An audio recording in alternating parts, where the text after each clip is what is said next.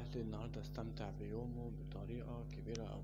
الحمد لله ربنا كرمني وقدرت إن أنا أواظب على كل صلواتي من أول الفجر لحد العشاء. الحمد لله واظبت على كل صلواتي بما فيهم الأذكار، ومزود عليهم كمان كل نجاحاتي وكل أهدافي اللي أنا مرتب لها على مدار اليوم.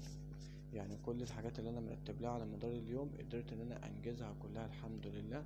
وأنا حاطط في ذهني كده إن أنا بدعي ربنا لكل حاجة حلوة في حياتي تحصل، وبدعي ربنا إن أهدافي كلها تتحقق، وإن أهلي كلهم يبقوا بحالة كويسة.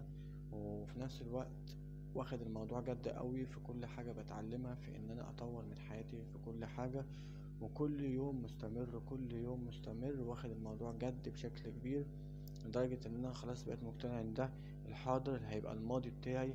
هيبقى تفكيري كله في ان انا بتعلم، وان انا بتطور، وان انا بعمل حاجات تساعد ان انا بعد كده اقدر اعمل دخل من كل حاجة من الحاجات اللي انا بعملها دي، سواء تعلم انجليزي، سواء تعلم قراية، سواء تعلم حاجات تانية، واحول دخل كله للاونلاين.